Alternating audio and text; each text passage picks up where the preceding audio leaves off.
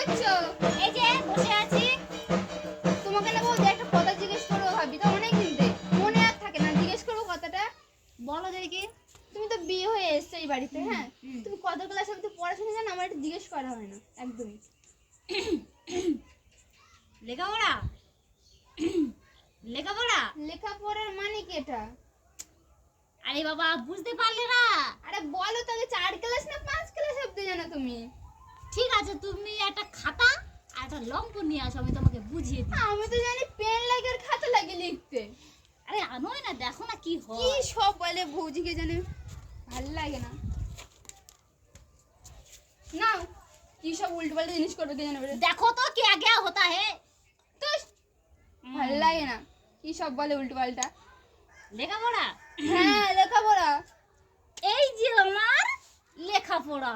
তোমার লেখাপড়া এত অবধি অজ্ঞান করে দেবে মানুষকে লেখাপড়া দেখে একদম।